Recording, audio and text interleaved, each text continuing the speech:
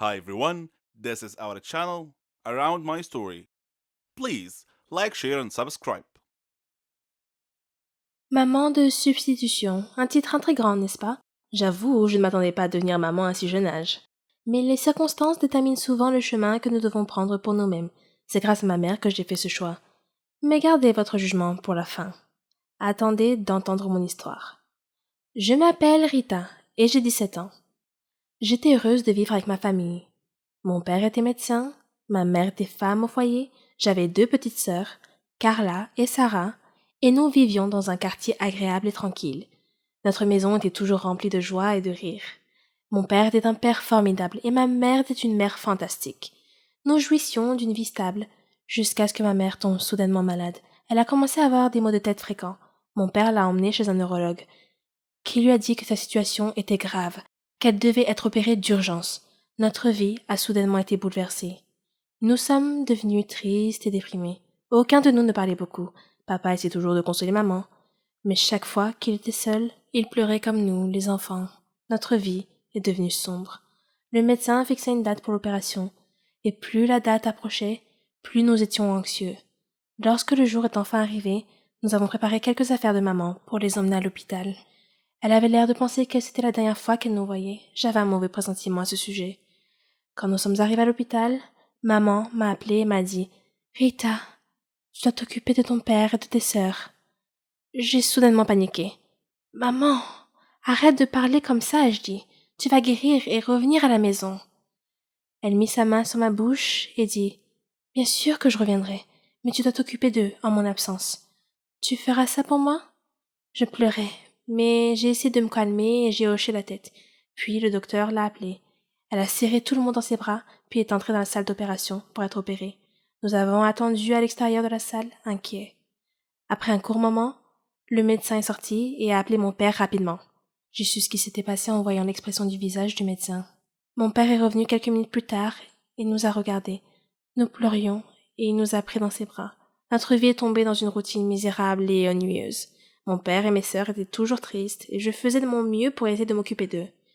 Un jour, mon père m'a appelé auprès de lui et m'a dit « Tu sais combien je t'aime. Vous tous. Mais parfois, nous devons prendre des décisions difficiles.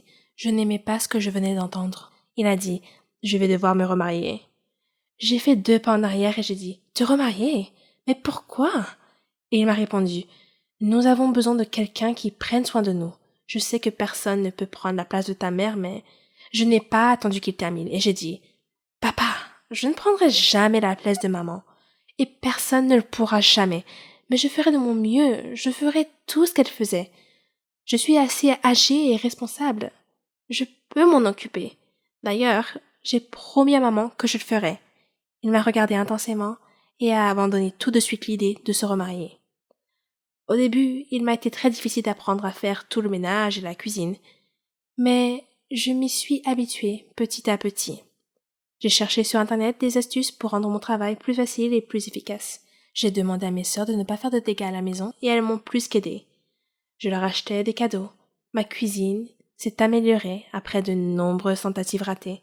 Lorsque j'étais fatiguée et que je voulais abandonner, je me souvenais du visage de ma mère, et cela me donnait la force de continuer. 10 ans plus tard, je suis toujours la maman de la maison. Papa ne s'est pas encore remarié. Mes sœurs ont grandi et se débrouillent bien dans leurs études. Notre appartement est toujours propre et nous sommes à nouveau heureux. La route a été longue, mais j'ai fait ce que je devais faire. Et je l'ai bien fait. Émilie et moi sommes devenues meilleures amies au cours de la première année de lycée. Nous sommes liés par notre amour du théâtre. Nous fréquentions les mêmes groupes et suivions les mêmes cours. Il semblait si facile d'être meilleures amies. Les choses se sont compliquées lorsqu'il a fallu passer à l'université. Nous n'allions pas dans la même université, mais nous étions toujours très proches en tant qu'amis. Nous envoyions beaucoup de messages sur ce qui se passait dans nos vies et lorsque j'avais besoin d'un conseil, elle était la première personne à qui je parlais. J'ai eu du mal à faire la transition entre le lycée et l'université, où tout semblait si facile. L'université était un endroit complètement différent pour moi, et c'est à elle que j'en parlais. En première année, je la voyais tous les 2 mois. Elle était suffisamment proche pour que nous puissions essayer de trouver le temps de passer du temps ensemble. Je n'avais pas beaucoup d'amis, il était donc plus facile de lui laisser mon temps libre. Cela ne me dérangeait pas, c'était ma meilleure amie. La deuxième année a été la même chose. Mais j'avais mis de l'ordre dans ma vie. Je ne me débattais pas dans mes cours, mais ma vie sociale était toujours la même. Je n'avais que peu d'amis avec lesquels je traînais, et cela ne me dérangeait pas parce que je l'avais, elle. Nous nous parlions et nous nous envoyions des messages à propos de tout, et je lui faisais part de tous mes soucis et de toutes mes frustrations. Sans elle, je n'aurais pas survécu à ces 2 premières années. Je ne me souviens pas vraiment de ce qui s'est passé l'été dernier, avant la première année, mais je pense que c'est à ce moment-là que j'ai décidé de sortir de ma coquille et de profiter de mes années d'université. Au début de ma première année, j'ai rencontré de nouvelles personnes avec lesquelles j'ai vraiment apprécié d'être en contact. Ils vivaient dans les dortoirs, dans le même couloir que moi, alors il était facile de passer du temps avec eux, même si c'était jusqu'à 2 heures du matin et que nous avions des cours tôt le lendemain matin. Je leur consacrais plus de temps et je ne me rendais même pas compte que j'avais mis ma relation avec ma meilleure amie entre parenthèses. Je ne l'ai découvert que lorsque j'ai essayé de lui parler et qu'elle ne m'a pas répondu. J'ai appris plus tard par ma sœur, qui était également très amie avec elle, qu'elles avaient parlé du fait que je l'ignorais. Elle m'envoyait des messages et je ne répondais pas. Elle essayait de me parler et j'étais trop occupée. Je ne me souvenais pas avoir fait tout cela. Je pensais que j'étais assez constante et que je répondais toujours. Je m'étais attachée à mes nouveaux amis. Ils faisaient désormais partie de ma vie quotidienne et je l'avais inconsciemment remplacé. Les 2 derniers mois de notre amitié, j'avais essayé de lui parler et d'arranger les choses, mais en vain. C'était la fin du semestre, nous étions toutes les deux stressées par les examens et les problèmes familiaux et nous ne pouvions pas vraiment parler. Nous avons finalement parlé pendant les vacances d'hiver. Je n'avais aucune excuse pour ce que j'avais fait et lorsqu'elle m'a appelée, je lui ai dit que je ne voulais jamais la perdre. Notre amitié a pris fin ce jour-là. Je me suis assise dans ma chambre et j'ai pleuré pendant un moment pensant à la personne formidable que j'avais perdue. Je me sentais coupable de ce que j'avais fait. J'étais passée à autre chose sans jamais le lui dire et c'est là que j'ai fait une erreur. Plus tard dans la nuit, j'ai pris la décision de ne plus prendre mes amitiés à la légère, même si elles étaient à distance. Elle était une partie très importante de ma vie et je regrette de l'avoir laissée partir. J'espère qu'un jour j'aurai le courage de lui dire à quel point elle était importante pour moi. Elle a tant fait pour moi, même s'il s'agissait d'un simple message pour savoir comment j'allais.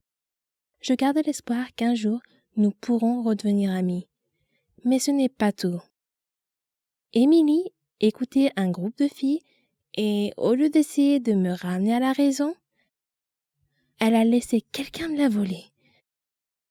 J'étais tellement prête à essayer d'arranger les choses, jusqu'à ce que j'entende sa version de l'histoire. Je tiens à lui dire un grand merci.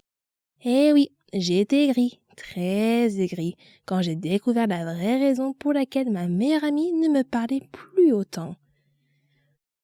J'étais en colère contre elle et je l'ai blâmée pour tout.